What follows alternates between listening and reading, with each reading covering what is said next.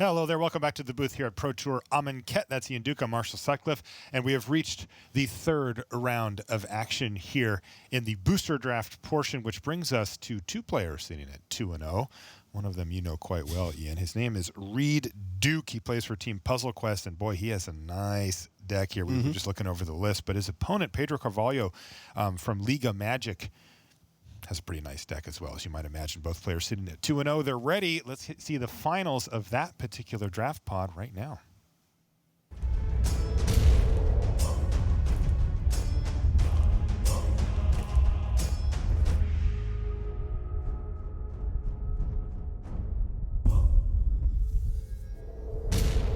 Hello and welcome to coverage of Pro Tour Amonkhet. I'm Marshall Sutcliffe in the booth with Ian Duke, and we have reached the third and final round of this initial booster draft to kick off the tournament.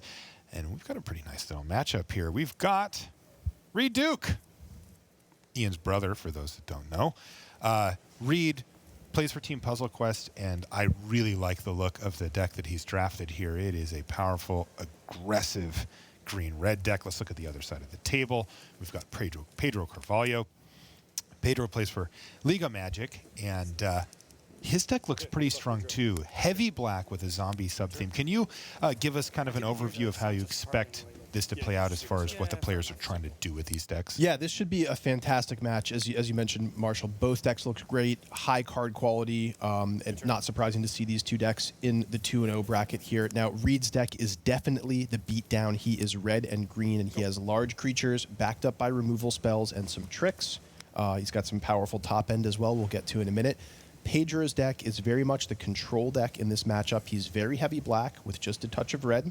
He's got some powerful rares, some zombie synergy. By and large, his deck is very defensive in nature and also very grindy. He's playing 2 copies of Wander in Death, just as an example of how grindy he is. He wants to keep recurring his creatures from the graveyard with Gravedigger and such. So he's going to be looking to trade off with Reid, to block a lot, to spend his removal spells, and to get to that late game where he can start recurring his powerful threats. Good start here from Pedro in the sense that his Dune Beetle really effective at holding back that Initiate's Companion from Reid's side of the battlefield, though Reid immediately followed up with a Hooded Brawler, which when exerted gets +2/+2. It can become a 5/4 for just 3 love mana. that card, Marshall. That Me card too. brings the beatdowns. Love it. Simple, elegant design, and it certainly helps you understand what's up. And Pedro says, well, I guess I'll take 5 then, because this Dune Beetle, not super great at blocking exerted creatures, unfortunately. Now, Reid has passed the turn back to Pedro. No play on turn 4. Suspicious activity from Reid Duke there. Yeah, could mean Reid is leaving up option for a removal spell like an Electrify or something along those lines. It could also mean he just didn't have a play that turn, which would be very, very bad for him given the aggressive nature of his deck. But we'll see if he does have anything here at the end of Pedro Carvalho's turn. Looks like a pouncing cheetah there for Reid Duke, so he is going to continue to add to his board. His Hooded Brawler will not be untapping as normal thanks to Exert. And Pedro added Soul Stinger to his board. And I got to tell you what, when you're looking to slow down, especially a green-red deck like this, Soul Stinger does a nice job. Yeah, in particular, it lines up especially well against Hooded Brawler. Just, you know, regardless of whether the Hooded Brawler is exerted or not, that particular turn, just being able to put the 2/1/1 counters on it means it will die eventually. Yep. And red has a pretty tough time getting rid of it without those counters getting thrown around somewhere. Channeler Initiate for Reid Duke. Very powerful 2-mana play. The kind of card that if you play on turn 2, you put yourself in a really good position. Here a little later in the game, still has utility. That thing will become a 3/4 at some point during the course of the game, and even does add some mana in case Reid has some place to put it. But in the immediate sense, it doesn't add much of a punch to his board, and he's going to have to be patient for that. Oh, and Reid just has to pass the turn back. Did you see the, you know, that expression on his face like, I got nothing, go ahead. Yeah, very much so, Marshall. We talked earlier about Reid being the beatdown deck in this matchup, and he has had to pump the brakes a little bit here in the face of those Soul Stingers, but now comes Liliana's Mastery, is that, for Pedro Carvalho? Exactly, yeah. That's very powerful rare card. Yeah, you can see what it does there. Effectively 5 mana for 2 3/3 zombies, plus any other zombies that you control, get an additional +1/+1 bonus. So very high floor on this card and also quite a high ceiling. Pedro's grabbing some zombie tokens. They will be on the battlefield shortly. He has not forgotten. And Reid has drawn, played a land, passed the turn back. Now, he is, we can take a look here, holding a couple of removal spells, or excuse me, I should say a removal spell in hand. It looks like he's got an Electrify. But unfortunately for Reid, he's probably going to be more apt to just leverage the creatures that he has on board to deal with this Liliana's Mastery. And you can see the raw power level of that card. That was a 2-for-1. Heck, it was even more than 2-for-1. If Pedro finds any zombies, he's still going to have a lasting effect. And he finds a Cradle of the Accursed. That's the land there that he just put into his graveyard. That's because he sacrificed it to, you bet, make a zombie. It's a 3-3.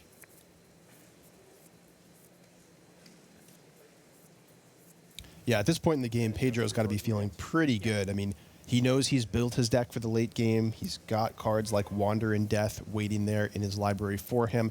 And if he can just survive, you know, he's going to be able to keep grinding and grinding here.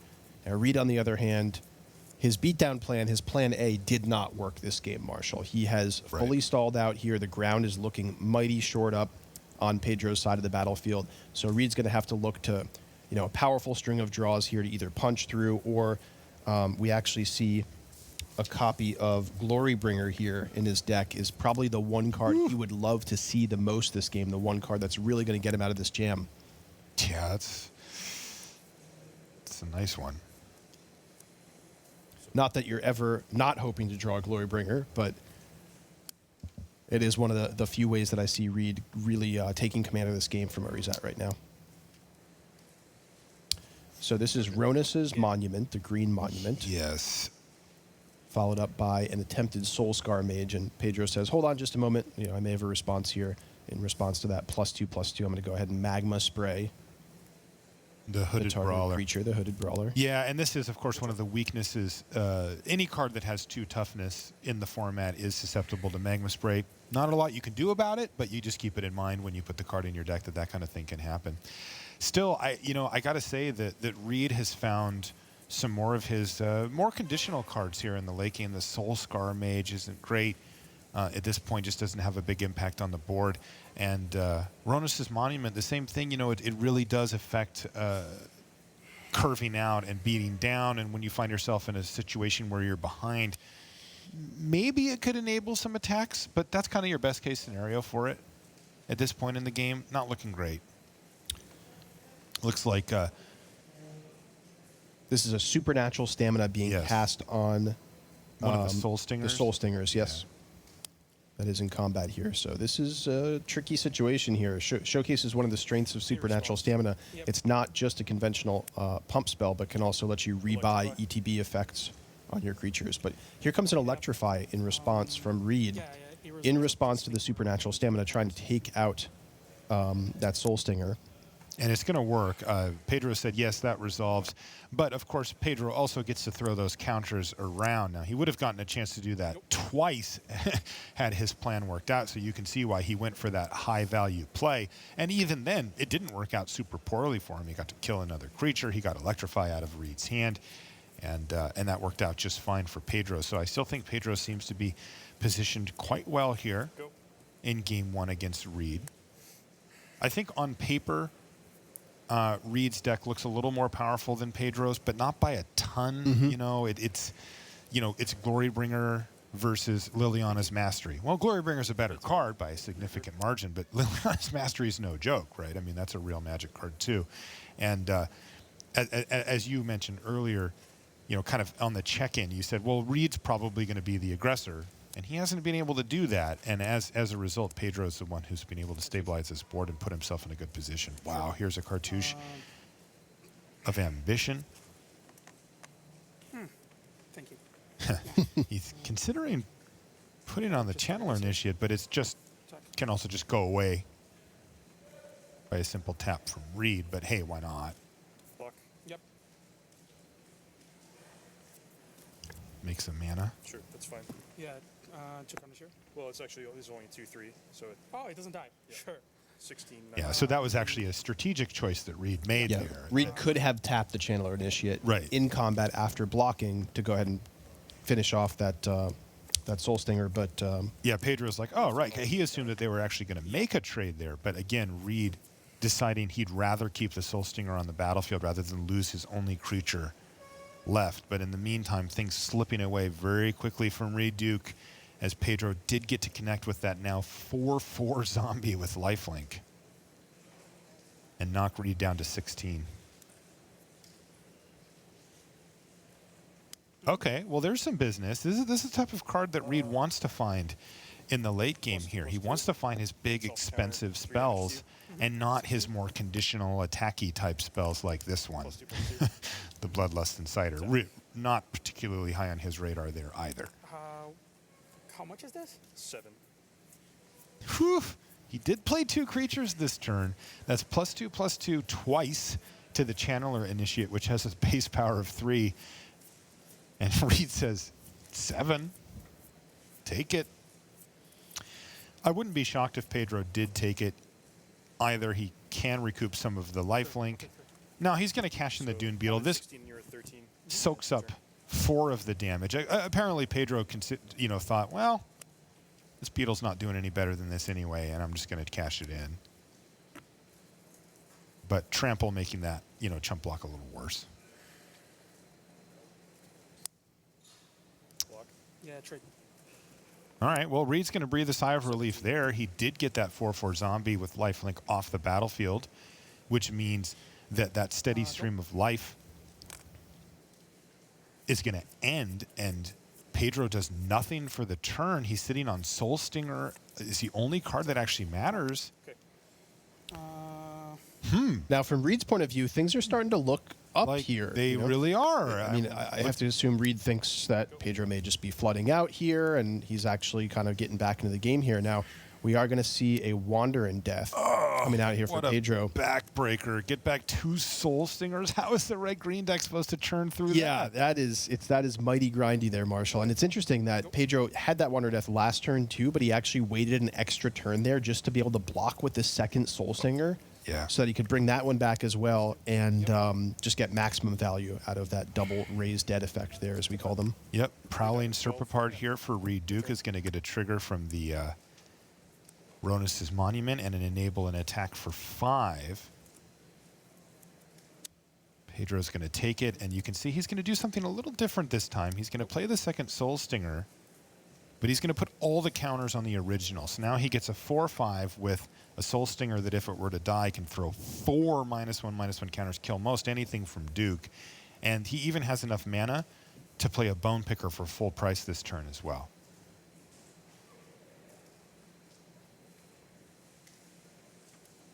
But this game has gotten very interesting. Reid was significantly behind and has really chipped his way back in. Yep. He's going to play a Thresher Lizard, and he's just content to keep working through. 6/5, right? It is, in fact, a 6/5. This is the hard way to do it if you're sitting in Reid's seat. This is very much a game of attrition. Okay, take 5 trample. Yeah. 7. And Pedro's now down to 7? This Yeah, one this is dead. doesn't die. This one does. Go. And Reid still is sitting here with 8 power on the battlefield? Is this one turning away from Pedro? It could be. I mean, keep in mind Pedro still has that 4/5 blocker. All right, he just added a 6/4 blocker. That's a Desert Ceradon. But Reid, if he keeps ripping, and especially if he finds some of his really great high-end cards, you mentioned the Glorybringer. He's Right. also got a Deem Worthy in the deck. He is a creature-dense deck as well, which is allowing him to use that Monument even better. +2. Yep. Didn't quite see what he played there, I but think it may have been a Quarry Hauler. yeah, that's exactly what it was. Little block. And the Serpapod comes in again as a 6/5 trample. Now goes ahead and trades with what was the 4/5 Soul Stinger there. Yeah, astute double block there from Pedro. Ooh, Trial of Ambition. Very good against Reid Duke in general. Look at this, taking away one of his 2 big creatures. He didn't have any you know, something incidental to just be like, yeah, it's a token, whatever, I'll get rid of it. Those were two very real creatures. And this is a very close game. I'm at 7, right? Right. Okay. Yep. Take 10. Go to 10. Reid's going to trade off and fall to 10 life, and he really needs some help from the top of his library because once again, Pedro Carvalho is the one who finds himself looking to be in great shape. 7. Yep. Go. He finds the Lord of the Accursed. Doesn't do a ton here, but it does almost give him lethal. No, not quite.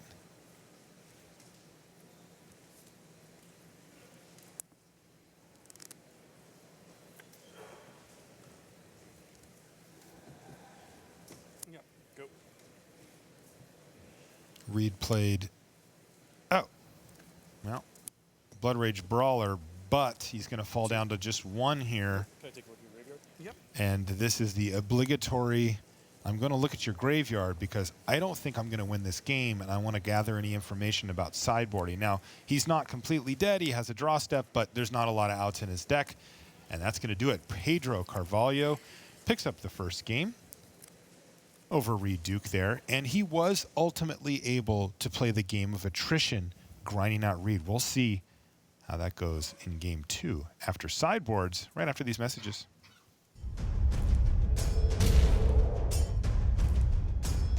Check out Amonkhet Booster Draft Leagues on Magic Online. Draft anytime, play anytime. Available now. For more info, visit mtgo.com.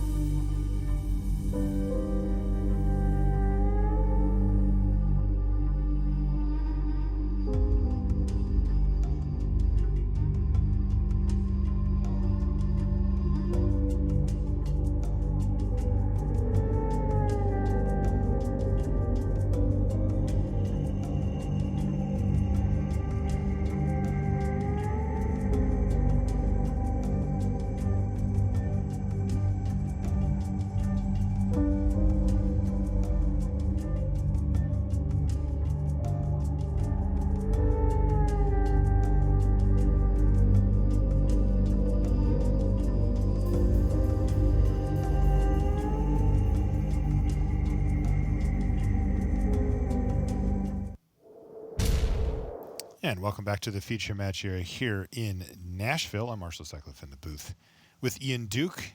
It's Pro Tour Amonkhet. We're in the third round of draft as we work our way up to standard, which will be starting here next round. But let's take a live look in here. One of our back tables, we've got Jason Chung from New Zealand. He's playing against Jerry Thompson of, that's right, the United States of America. And wow, Jason Chung looks like he's doing it. He's clearly got a Drake Haven going. Yep, there it is at the top of the screen. And you can see he's got 3 Drakes that are not asleep and 1 under compulsory rest, which can't be a good sign if you're sitting in Jerry Thompson's seat. Jason Chung kind of led the charge on figuring out this draft format, has drafted it infinite leading up to the Pro Tour, had a bunch of trophies on Magic Online, was vocal about it on Twitter as well, and has really put in his time to draft this format a lot. He felt very confident at the GP that he played in that if he could get through the sealed portion, he would really be able to crush the draft. And man, it looks like he's got a pretty sweet deck here, Marshall, with this Drake Haven just cranking him out. Look at his graveyard. Just churning through the cards. And what is Jerry Thompson supposed to do but sit here and await his fate?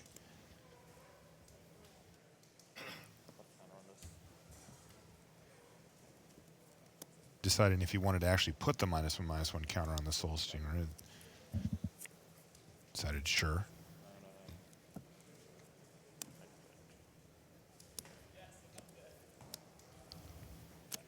And this game's going to be over in 2 turns here because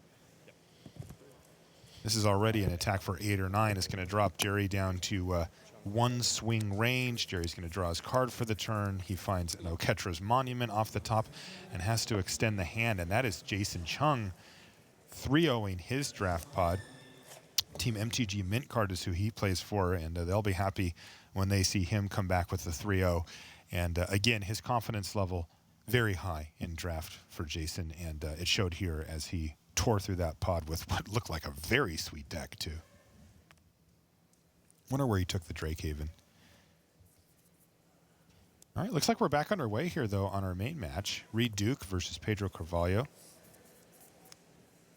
You can see the team affiliations next to their names as well for those of you who are following along. This is the second Pro Tour that we've had with the teams, starting to get more comfortable with the players, which teams they're on, which ones kind of suit you. You know, I think every team has its own identity, and you can pick which one is your style. Cycle. Now, picking back up on the match here, what we saw from last game is that Pedro was successfully able to defend himself into the late game, at which point he was able to grind out Reid over the course of many, many turns. Reid, I'm sure, hoping to get off to a more aggressive start this game and really put Pedro under pressure. Yeah, he's working his way towards that goal. Yeah, that Blood Rage Brawler has done quite a bit of damage already. Wow, is that Hazaret's Monument from Reid Duke from his sideboard, perhaps? He does have one in his sideboard, so yeah, it looks like he did bring in the Hazaret's Monument. And I think this is really indicates that Reid has understood that this matchup is likely to go long, that Pedro has built his deck in order to grind out a long game, and Hazaret's Monument is a way for Reid to keep pace with that. Every time he casts a creature, he gets to rummage, as we call it, as you pointed out earlier, Marshall. And that's just going to let him turn extra lands into extra non-land threats and removal spells later on in the game. Much different look here from Reid Duke with this Hazaret's Monument. You know, his deck was much more aggressive at the beginning. I wonder how much towards the middle to late game he actually pushed. The thing about Reid's list is that he can hang in the late game.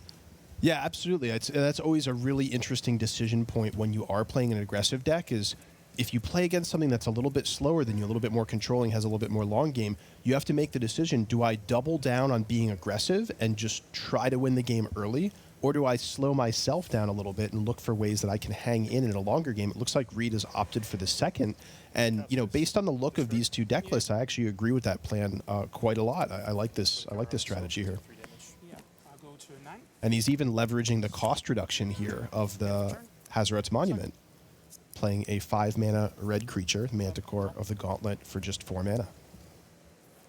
Looting away his extra forest in the process. So pretty cool. Yeah, this is actually working out pretty well, even though it looks like Pedro has had the chance to deploy some pretty reasonable removal, including a Trial of Ambition that I saw floating around in his graveyard. It looks like it picked up a Soulscar Mage, and also actually killing a creature with a cycled Deemworthy. So those are tough plays to come back from, potentially, but Reid is hanging right in there.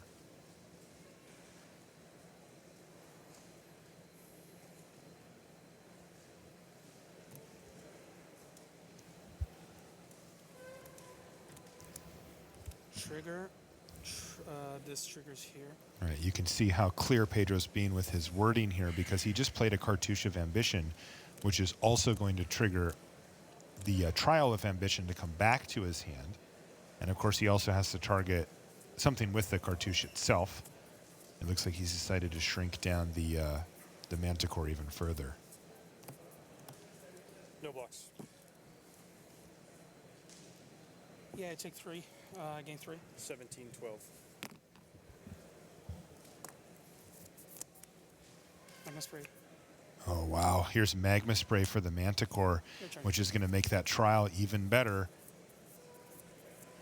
as it's going to come down next turn and get that Blood Rage Brawler or whatever else Reid decides to play. Now, the fact that he knows that it's coming might be able to change what he does. It just depends on what options he has in his hand.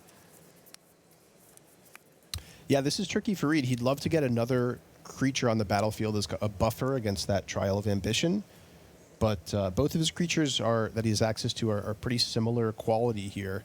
Now, he could also suit up the Blood Rage Brawler with Cartouche of Strength, but that would leave him especially vulnerable to that Trial of Ambition, so I don't think he wants to do that either. Right. So Reid's sitting on a powerful but awkward hand given the game state here. Yeah, I've been impressed by Pedro. You know, this deck has been really good for him. Ouch. Wow. So Reid went for Electrify on the Soul Stinger, but Pedro had the answer. He had supernatural stamina, but remember, that doesn't regenerate. That doesn't give it indestructible. The creature actually gets to die and then come back.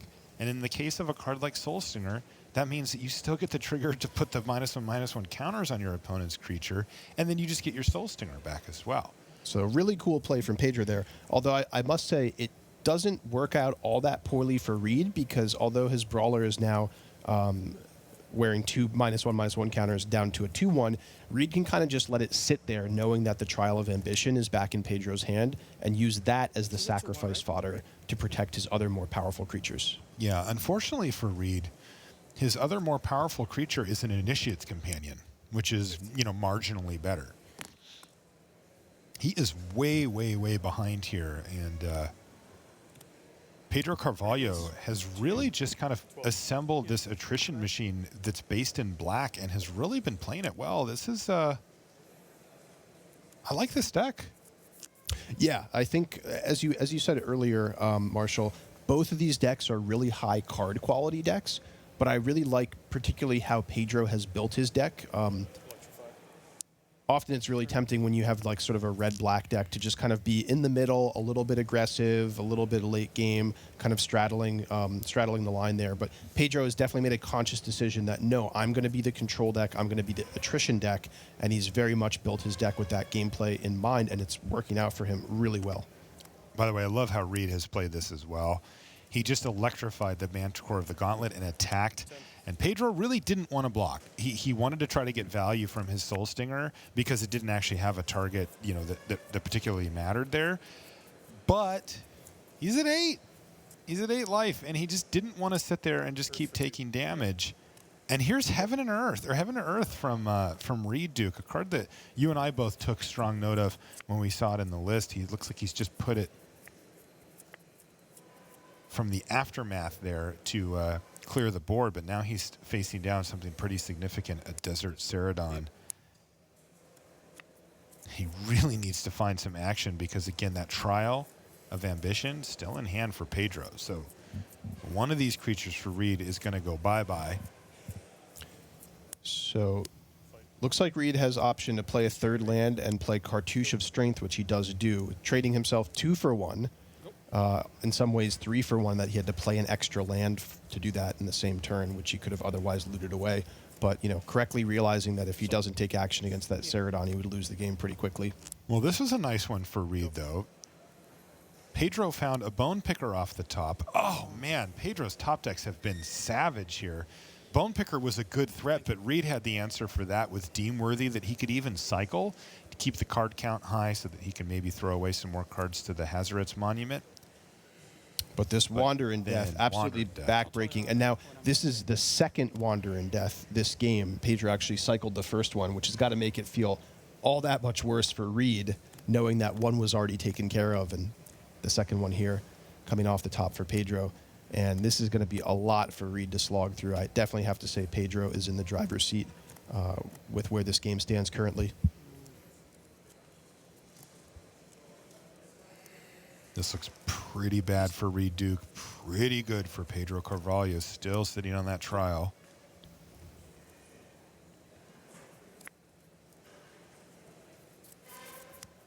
Reid draws a forest for the turn and has nothing going. His hand is lands. His hand is 2 forests and 2 mountains. Ceradon, go. So Pedro says, well, if you're not going to do anything, I'll just play a Ceradon. This kills you in 2 turns. This draw has been pretty miserable for Duke. What did he find now, though? 5 mana spell? Okay, a Manticore of the Gauntlet. 3 damage to you. Yeah, go to 5. And Pedro is down to 5 here. Your turn. Reid plays a land and passes the turn back. Just can't seem to find action. Here's the trial. Cartouche, bring try back. Cartouche of Ambition again. Brutal. And trial back again. This also puts Pedro out of any reasonable I gotcha range from Reid Duke, flinging cards like that. He even gets to play a Bone Picker this turn. Hooded Brawler off the top. Looks like too little too late, though. We know Reid. He's going to cast it and trigger his Monument just to make sure. Let's see if there's any possible combination of cards here. It certainly doesn't look like it. Wow, he found another land, too. He's got a Cartouche of Strength in his hand. Can he make that work? No, he can't. He has to extend the hand, and Pedro Carvalho is going to 3-0 his booster draft and earn the victory there over Reid Duke. Reid's going to have to settle for a 2-1 with that powerful deck. Oh, listen to this. Considering the cards I was seeing, I was pretty sure there were a lot of aggro drafters in our table. I didn't see a single combat trick in any color, ever. So I was like, I think my deck's a bit slow. I can't play this. But it was pretty good to me in the first 2 rounds, where I played decks that were not as fast as I expected. Did you test with this? Really interesting stuff. He's talking about Bantu the Glorified there, which we noticed was in his sideboard. He did not main deck it. The card's okay. It needs a real shell around it, but you could hear the thought process from Pedro there, Ian. He said, I didn't even see combat tricks coming around the draft table. He assumed his opponents were going to be very aggressive, and Bantu, it's a slow card. It is a slow card. It also takes a lot of setup and build around, too. I mean, you can do some clever things with Soul Stingers and Festering Mummies, or stealing your opponent's creature and then sacrificing, those kinds of tricks. But Sure. On its own, it is definitely a slower card, and it makes sense to me to start it in the sideboard. It does to me too, and it looked like it paid off there for Pedro. His -1/-1 counters, kind of attrition deck, picking up. I mean, he was going to cast that trial for the 3rd time in a game. I mean, Reid conceded before he did, but that is hard to beat. Yeah, those were 2 convincing games there. Again, I really love the way that Pedro put his deck together, and he knew his role in those matchups, and he knew he was going to be fighting against a lot of aggressive decks. So hats off to him for the way he built there. Yeah, that's right. All right, that's going to do it for the draft coverage here from day 1, but we've got Standard coming up for you shortly. Don't go anywhere. We'll be back after these messages.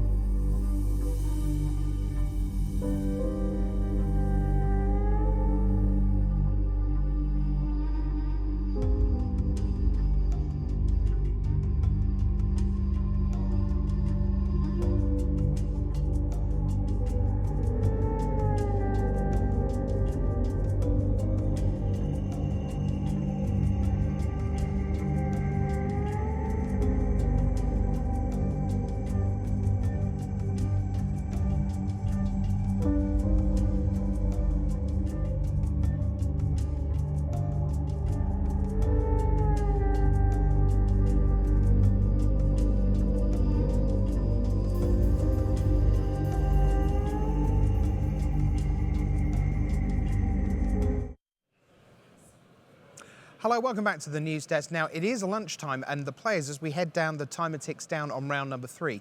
When the clock reaches 0, ding dong, that's lunchtime for the players. We give them a 30-minute hard lunch break to guarantee that they can get out of the building, get a breath of air, and also get their constructed heads on, because after 3 rounds and a hard morning of Amonkhet draft, it's time to go to the 60-card, 75-card version, which is standards. But we've got a ton of stuff coming your way between now and then. Don't go anywhere.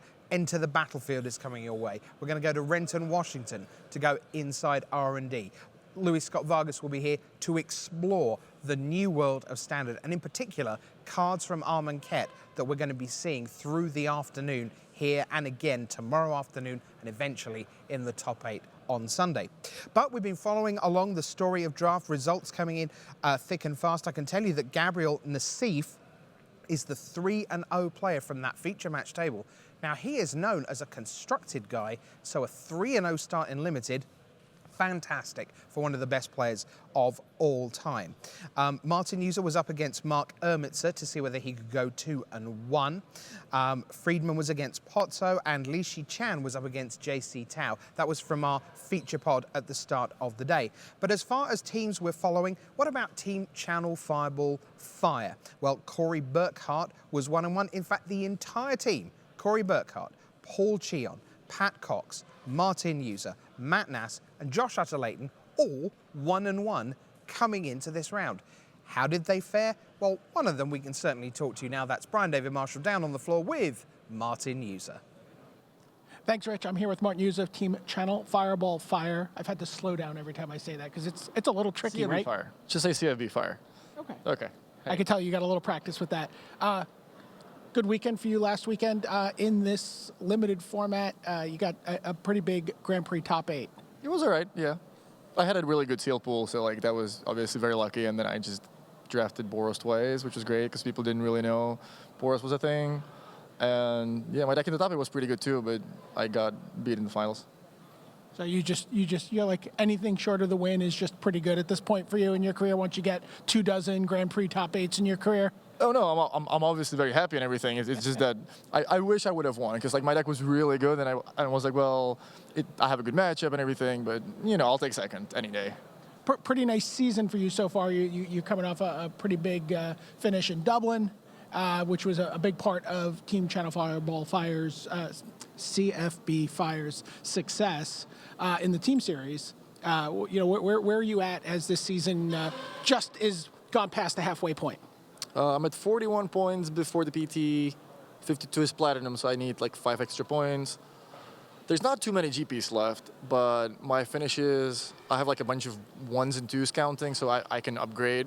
So hopefully, you know, it goes well. I can like, you know, have a decent finish at the PT or whatever, and that would help in locking platinum. So we watched your draft at the start of the day. You ended up in blue-red, and then I think we heard you say, sort of as you were walking from the table, like, or talking to one of your first-round opponents, I hate blue. Oh yeah, I didn't want to be in blue. I would just in general, I like aggressive decks, not just in this format, just in general. So like the blue decks in this format, they just tend to like cycle cards, just sit there, draw more cards, cancel this, you know, essence scatter that. Like I would rather be the guy attacking, 2-drop, 3-4 drop, you know, trick, removal spell. But as it happened, I just got past all the blue cards, all the red cards, all the gold cards, and just like, okay, I'll take it. And then my deck ended up being insane. So you go 2-1 with that deck. Yeah. Gabe Nassif wins the pod and the opens with his great deck there. Now, you had a big question that you were still debating about your draft. Pull from Eternity versus Drakehaven. Maybe if people, you know, present the scenario and ask people at home maybe what they would have done in that draft seat, and they can go to the draft viewer and take a look at that and see every pick of every pack in that draft. Yeah, like at that point, it's also not like Magic Online where you get to see all your drafted cards, so you can be like, you know, oh, I have 7 cyclers, you know, this and that. At that point, I'm like, well, I have 2 magma sprays, so like the more cheap removal you have, the better like card drawing gets because you want to make up for the cards that are missing in your hand. And I see pull from tomorrow. I'm like, well, I'm gonna be able to survive the early game by just like, you know, playing at 1-3, shooting this, shooting that, and then drawing 6 cards should just win me the game. But there's also Drakehaven, which is like, you know, I already have a lot of cyclers, but at that time I'm not exactly sure how many I have. I think I have like 6. And while I'm trying to figure out how many exactly, I forget about the 2 looters. The 1/3 that when you play a spell you can loot, which also Seeker of Insight. that also triggers Drakehaven. You don't need to cycle. You can also just like discard a card. So at that point, I'm just like, all right, I'll just take pull from tomorrow. But if I remember that I had the 2 Seekers, the pick would have been way closer. But I still kind of like the pull, just because like the card is just very good by itself, while Drakehaven sometimes can just go wrong. You can, cycle before you draw it. On turn 3, it's obviously great, but sometimes you draw it on turn 8 and you don't have any more cyclers. It just makes a 2 or 2. And at that point, I would rather be the guy with pull drawing 6 cards. So it's a very close pick. I always want to be the guy drawing 6 cards. That sounds great to me. All right, Martin, great start to your day here. Still, within 1 or 2 spots at the top of the Draft Master standings, depending on how a couple of other things played out. He's only lost 2 matches of limited at the Pro Tour so far this season. So, and he's beaten himself up about it too. But we'll be. Bad. I'm very bad, and I punted against Nassif, and I should have won. And I'm very stupid, and I'm very bad at Magic. Yeah. Don't believe him. Sending it back to you at the desk, Rich Hagon. Okay, so now we have a little linguistic problem, because if Martin uses very bad at Magic, there's a lot of varies before you get to most of us. Potentially, Luis still in the lead for Draft Master. A reminder that you come back in Kyoto, 6 more rounds of limited there, 3 more rounds tomorrow, as long as, and this is quite important, you get to 4 wins by the end of today. There are going to be drafters, Luis, who are 3-0 today and in contention for Draft Master, who must pick up a win in Standard before they can safely come back and draft again. Yeah, and it's going to be pretty disappointing if you're someone like Martin, right? He's 13-2 in limited right now. If he doesn't end up getting to play tomorrow, like that pretty much ends his Draft Master hopes. Right. Now, realistically, at 2-1, all he needs is 2 wins, a 2-3 record in Standard brings him back. But it is worth just watching out for that 4th win for the Draft Master contenders. Now, what have we learnt, Luis, from our morning here out on the floor of Pro Tour Amonkhet about this limited format? It is a fast one, and part of that is a self-fulfilling prophecy. If people draft fast decks, then eventually fast decks will win because enough people are drafting them. But from watching people, it does seem like red and white, especially in combination with each other, are among the best colors and the best places to be. So if you know that's true and you're coming back tomorrow to play against 60% of this same field, do you adapt and try and go as low as humanly possible? One of the things Li Chan said, something I heard you say on commentary, was it's a 3 versus a 2, you take the 2. It's a 2 versus the 1, you take the 1. It's a 4 versus a 3, you take the 3. Just constantly driving down the cost. Or do you try to out-meta game the fast draft format? I think in general, people are going to draft about the same as they did today. They're going to see what worked and what didn't, but at this point, the addition of 1 draft can't weigh that heavily against the 50 you did coming in, the 30 you did coming in. Okay. If I could offer you, let's say you and your team, without playing a card, 2-1 for all of you out of a draft, do you snap my hand off? Or you're like, don't be silly, want to go 3-0? It's funny because it's tempting to take that offer because it is a good offer. The reason not to take it is that getting into the top 8 is such a higher prize than finishing, like, say in the middle of the pack. So that you want to go try to spike the 3-0, try to get that variance in. Yeah, we certainly look, for example, the difference between Even Flock at the last PT finishing 9th versus Lucas Escobar 2 in 1st. Quite apart from the 35,000 US dollars, there's also 30 pro points to the winner, and you're way back on kind of half that for top 16. So it is all about what we call spiking the tournament. It means if you can just really put together the giant run. And with 380 or so players here this weekend, that means that we've got somewhere between 45 and 50 perfect drafters. Why don't we take a look at our first time leaderboard? Now, this is not complete yet because there are still matches out on the floor, but it does give you a good sense of what's going on here. Pick out some teams there. We've got a couple of Genesis there. There's Puzzle Quest. Owen Turtenwald has aced his draft pod. Number 9 ranked Brad Nelson of our top 25. Sanj Galik again underway representing MTG Mint Card. Maybe he's en route for back-to-back top 8. Still very early for that, of course. Sam Pardy, the 15th rank. Who else stands out for you, Luis, on this group of 20? I see both Yuya Watanabe and Ken Yukihiro from Musashi ended up going 3-0. Yeah, now those two, Musashi, one of the co-leaders along with MTG Mint Card in the race for the team series. Why don't we go on to our next group, 21 through 40. Can we pick up any more? Well, goodness me, yes we can. 33 there, and that's just on tie breaks, obviously. Kentaro Yamamoto, the third Musashi player, on 3-0. And then Shota Yasuoka, who we've just saw beat Kenji Samura earlier. He's 3-0, 4 of the 6 with perfect records. That's astonishing. Yeah, that's an incredible start. Their team has to be very, very happy about the fact that, they've almost perfected the draft rounds. Now, that said, Travis Wu, Chris Fennell, teammates, both 3-0, and you can be certain that now, of those two, you would think Fennell would be the more expected to do well in draft, but Travis being 3-0 after draft and now heading into constructed, which is where he tends to brew, of course, he is a brewmaster, and it'd be interesting to see what he's brought along. I think he's one of the bellwethers for the format, because if he's playing Mardu vehicles, then it's like, maybe not as much room in the format as we thought. But I'd be surprised. We'll see what happens there. Let's just go on one more down from the 40 through 60. Now, most of these, in fact, all of these now are 2-1. So we've got 40 3-0s. There are probably about half a dozen more still to come in from the floor. But it gives you a good sense of what's going on here as we turn our attention, start to pivot away from Limited for today. Back again tomorrow morning, of course, 3 more rounds of that, and head towards Standard. But here on the Lunchtime Show, there's tons of great stuff going on, and we're going to take you away from Nashville and head that way to Renton, Washington, which is, of course, the home of Wizards of the Coast. And I had the great chance, and honor and privilege, as always, to go and hang out with the men and women that make the game itself. So why don't we go inside R&D with Amonkhet.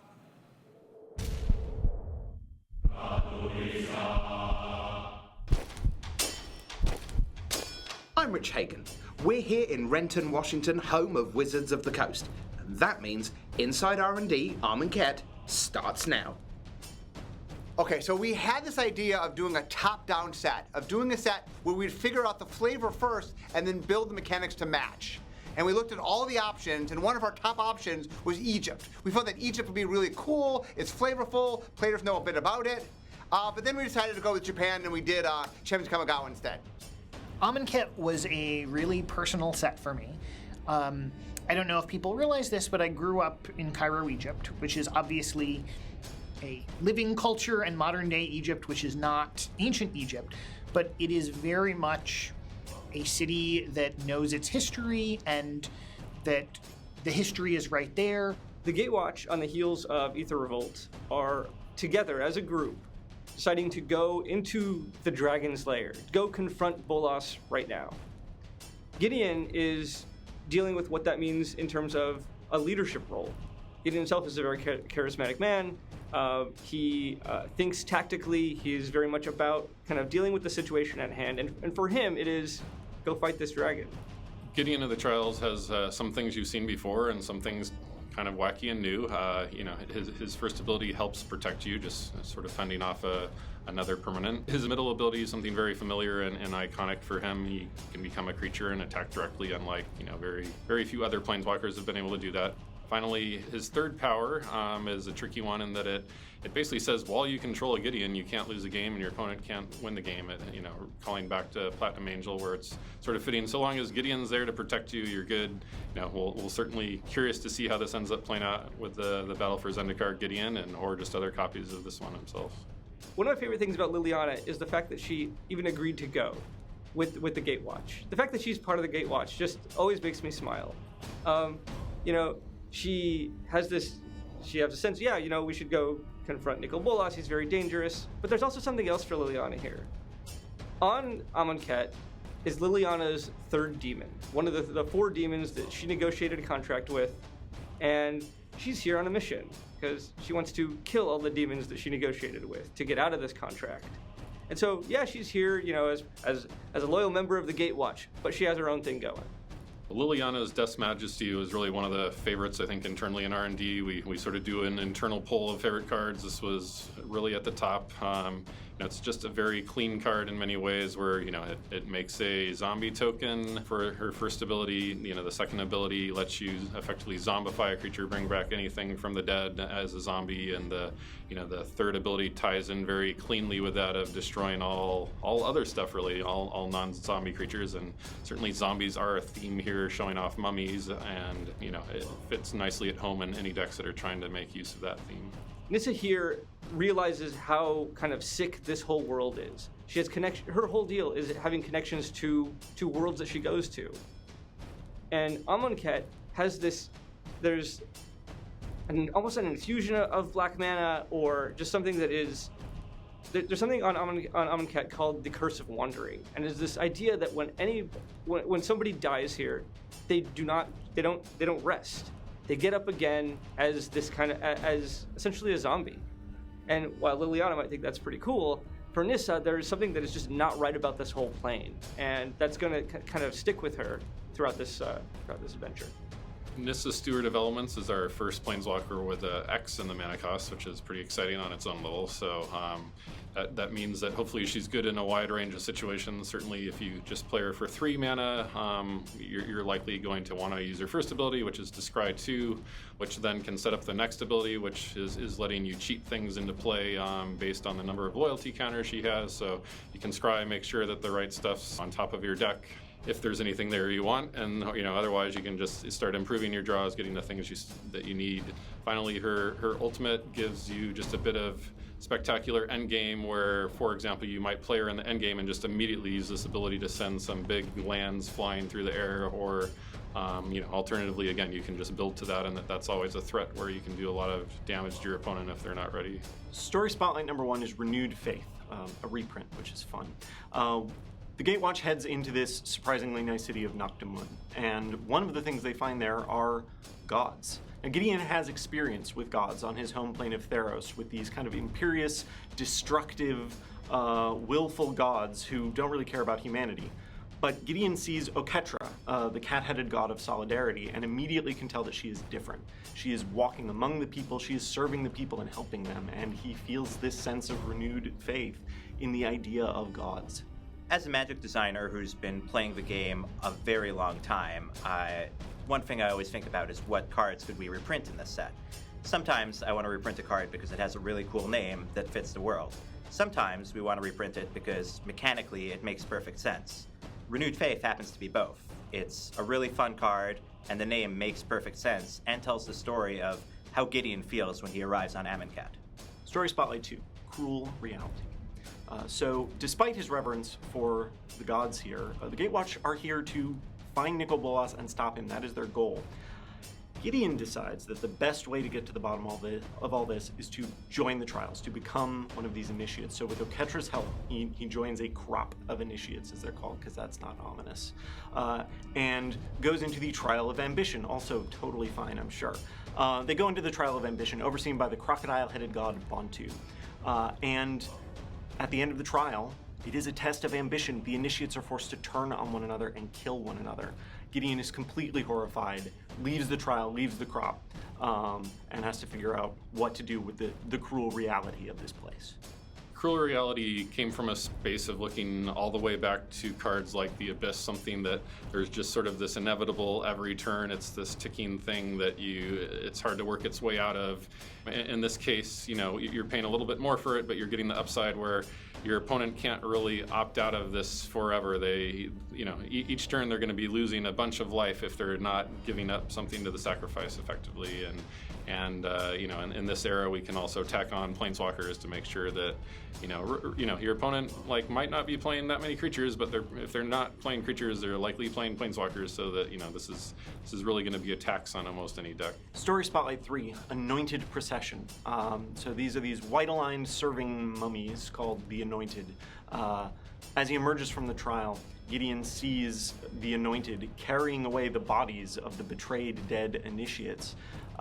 And his whatever faith he might have had in these gods here is just totally shattered and gone. He groups up with the rest of the Gatewatch. They start to compare what they found out, and they begin to realize part of the sinister truth of Amonkhet, that it seems to be a kind of factory to produce healthy corpses, fit and healthy corpses. Liliana can't help but admire that a little, but it's still really creepy.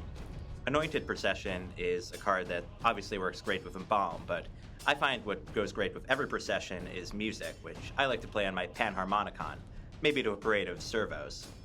Story Spotlight 4, by Force. The Gatewatch are now realizing that this shiny, happy facade is hiding something really dark.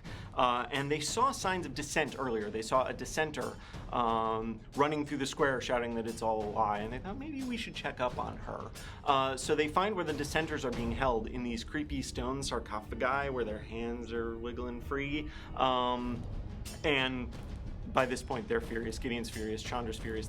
They blast them out of these sarcophagi. They get them to safety, and they talk to the woman they saw earlier, whose name is Samut, and they find out all about the dissenters and a little bit more about what's really going on here and how they might be able to stop it.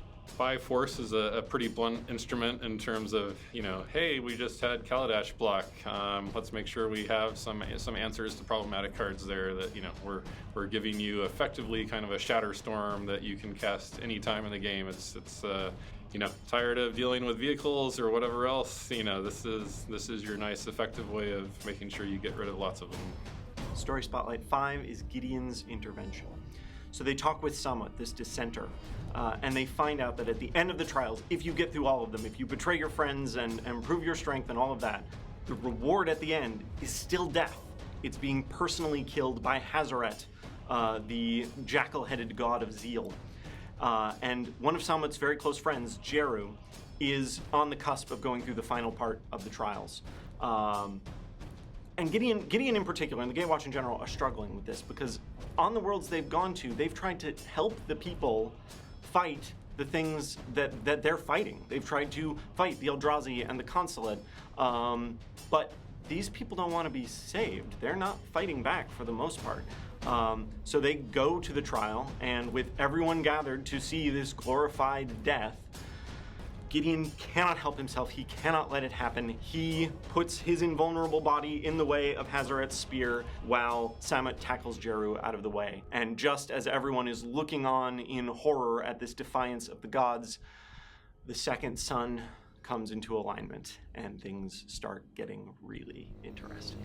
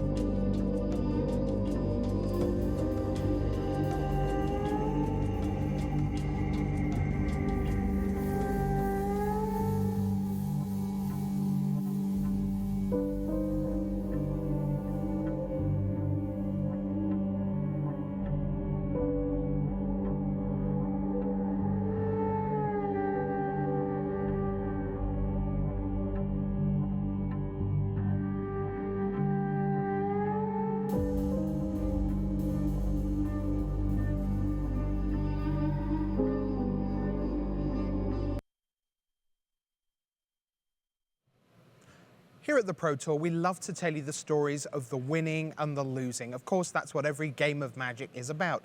But one of the things that makes the game so great is that that's not all the game of Magic the Gathering is about. And no one understands this better than our dear friends, the filmmakers, Nate Holt and Sean Kornhauser. You know them first from Walking the Plains and then the epic documentary Enter the Battlefield. And now they're remaking Enter the Battlefield as a series going out around the world of MTG to just take that slightly sideways look about the corners of the game that we don't always get a chance to bring you here in the hurly-burly of the feature match area. Because the game is about personalities, about family, about friends, about good times. Now tomorrow we're going to show you a wonderful piece about cosplay, which has been really growing as a part of the game over the last few years.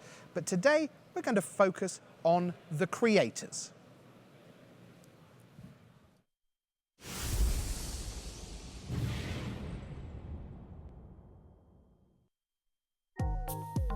One of the most satisfying things about streaming is just being able to interact with people. I just enjoy being able to kind of teach the game of Magic as much as I can, and I think streaming is like a good platform for that. I made my first video just as a test to see if I could. I always wanted to create, I always wanted to make, but I didn't really have the right outlet for it. Paul Cheon and Brian Lewis are two full-time, stay-at-home Magic the Gathering content creators. As a gold-level member of the Pro Tour's Pro Players Club, Paul's videos are armed with strategy for serious competition. Every weekday, Paul can be found bantering with his audience on his Twitch channel while he streams live games of Magic Online. With 223,000 subscribers and counting, Brian hosts the most popular independent Magic-inspired YouTube channel in the world. Chock full of product reviews, comedic skits, and discourse on the hot-button topics of the day, he's named his channel Tolarian Community College and calls himself the Professor.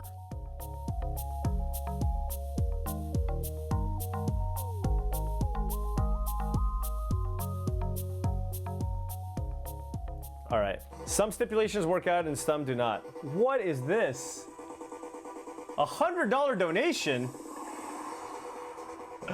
NorCal Kid 93, thank you very much. Really do appreciate it. Thank you so much for the $100 donation. And yes, it is true.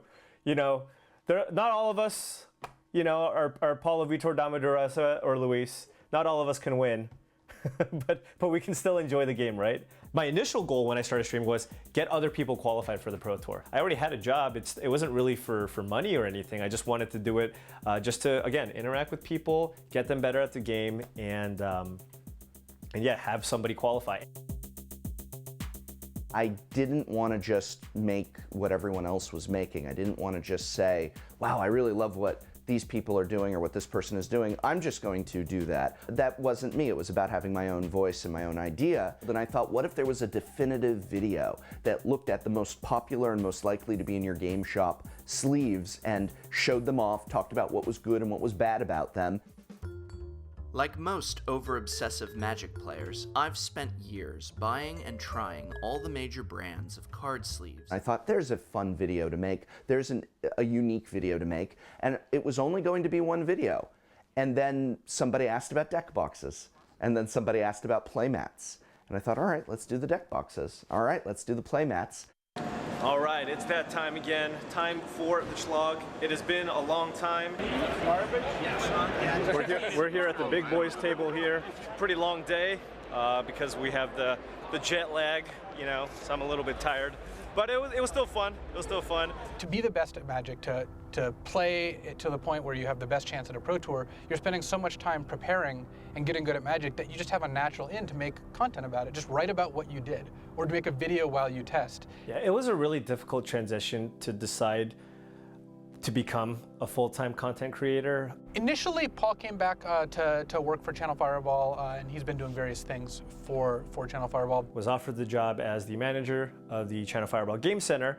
And then when I started doing the managing thing, I just realized, oh wait, I've never worked at a card shop or managed anything. So I was like, well, I got to do something else because this is just too overwhelming.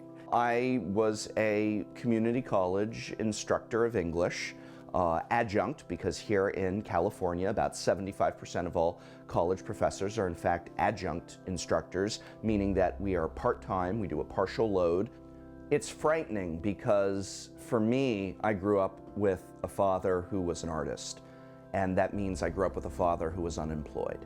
And my mother was a waitress and she supported the family. I would sit on her bed and we would count out nickels and quarters that were from her tips each day and roll them up, and that would eventually pay the rent each month. So it's scary to say, I'm going to now risk going into being a paid artist, as it were, because I don't know where I'm going to be in 5 years. I don't know what's going to happen, and that's terrifying to me, especially because I had built so much of my life on the premise of I will not be an unemployed artist like my father.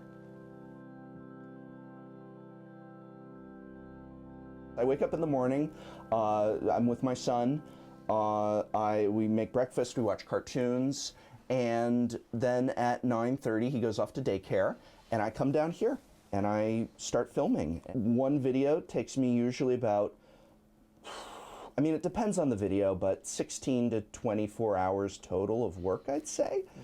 It depends, and then every now and then there's a video that's really quick and it's like 2 hours. So it all kind of levels out, but I do 3 videos a week, every week, and here we are.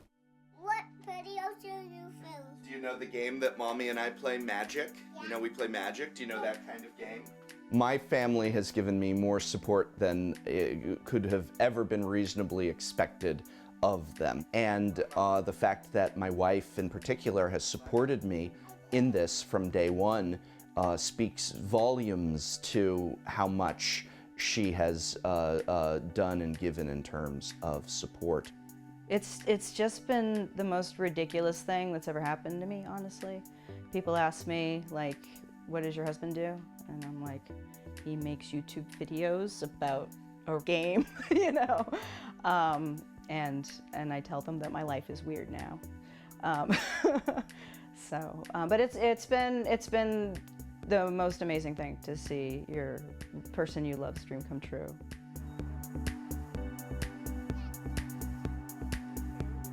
Come here. I really, really loved streaming and interacting with people. It was just a lot of fun. And my wife knew that. And, you know, without her, I probably wouldn't be doing any of this. I think sometimes he was like, I don't know if I should do this. I don't know if this is gonna work out. I just said, no, keep doing it. I'm the one that said, just keep at it. She's really been supporting me throughout all of this, which is just crazy. You know, she's like, look, you love doing this, let's try it out. I tell him this every couple of months when he feels a little down or he feels like he's stuck in a rut. And I just keep saying, just keep at it. Don't be afraid. I'm your wife and I'm saying go for it. What are you afraid of?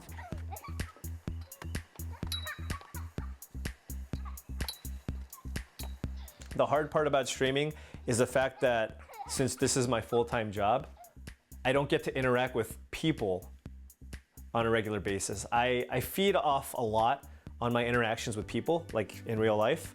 And you know, now basically I spend 8 hours on the computer streaming YouTube, making all this content. Then I spend time with my family. But in terms of kind of that whole social dynamic you get from going to work or whatever, I've lost some of that.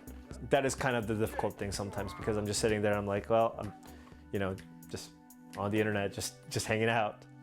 I think that was a burn. Let me read it again. You have shown all of us how someone who may not always have the most success can still love what they do. Sick burn. It's okay, it's all good. It's all good. For $100, all right, that's fair. That's fair. Every now and then I just get these emails or whatever, or messages from people just saying, hey, look, I really appreciate like the content that you make, or thank you so much for kind of helping me qualify. This has been so great. And I've even had people who were like, you know, I was in the hospital and, you know, I couldn't get out of bed. I wasn't doing anything. And your streams helped me a lot because it was just like, you know, a source of entertainment. It surprised me at first when people said similar things to me, and they said, you really helped me get through some rough times. And I said, with card sleeve reviews, with deck box reviews? And I think that more than anything is what's the best part of doing this. When someone says I saved them money, when someone says I saved them money, that makes me feel great, especially given how I grew up. Like, that is just goal number 2. But goal number one is when someone says, you really helped me out just by being there and cheering me up when I needed it. That's just, wow. That's better than saving someone money.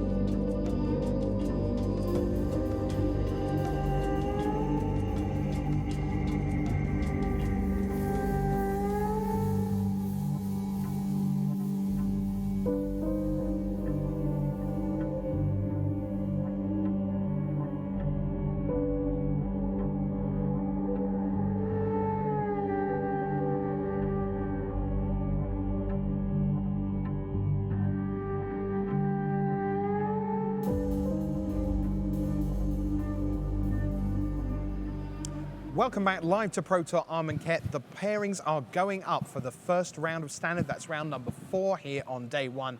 And if it's standard about to happen, that means it must be time for Luis Scott Vargas's standard preview.